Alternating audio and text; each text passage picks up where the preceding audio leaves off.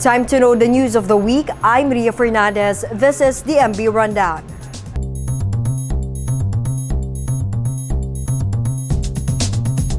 Majority of Filipinos remain hopeful as another year unfolds. The latest Social Weather Stations or SWS survey reveals that 92% of Filipinos are still hopeful in welcoming 2019.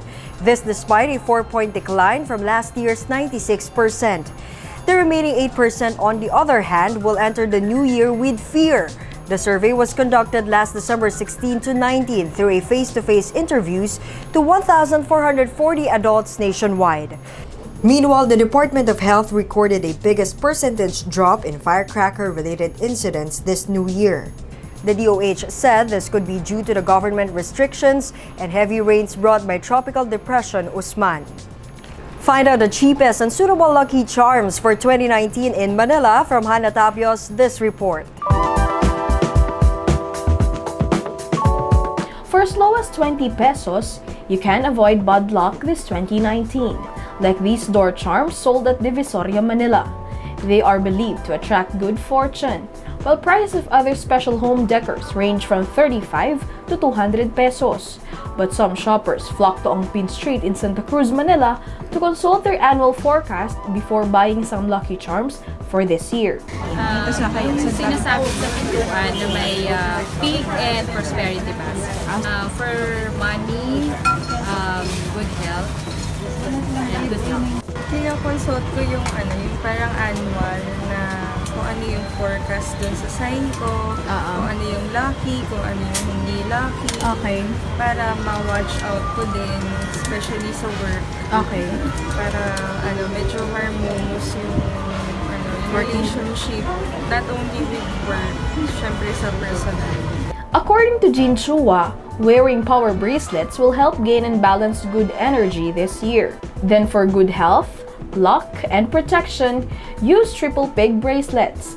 These items are designed using the 2019 Lucky Earth colors blue, red, yellow, and green.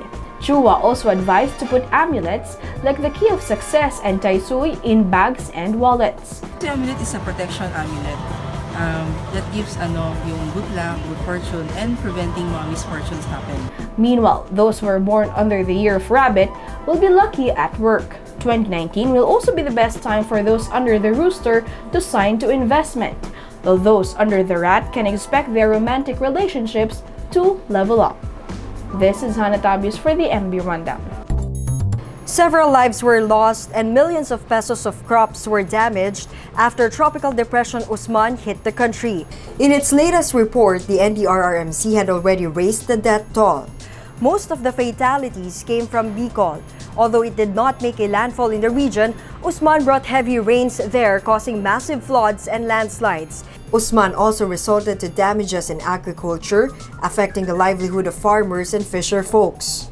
Calabarzon, Mimaropa, and the eastern Visayas region were also affected by the calamity.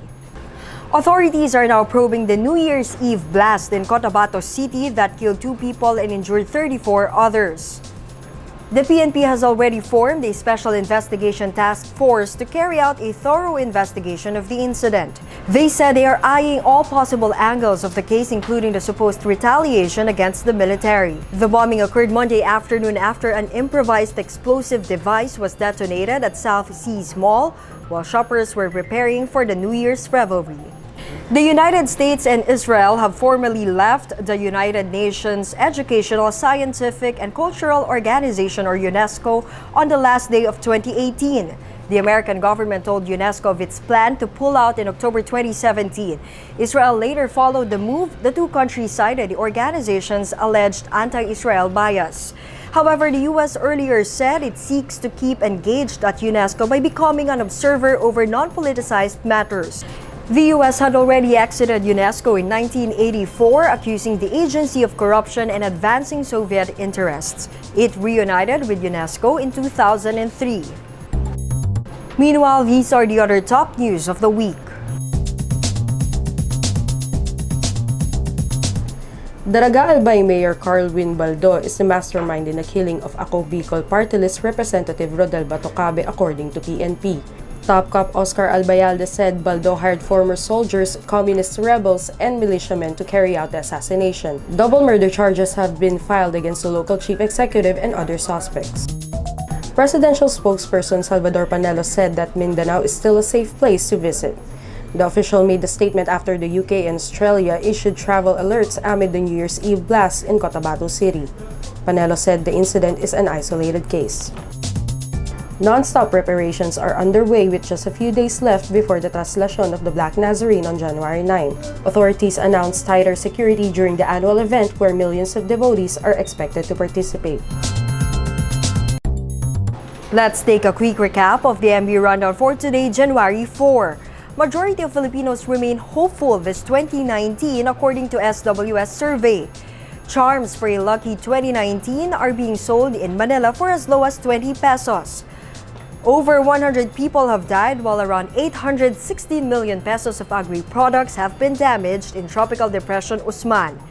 PNP creates special task force for a thorough investigation on Cotabato blast, and United States and Israel formally leave UNESCO. And that's the MB Rundown. I'm Ria Fernandez.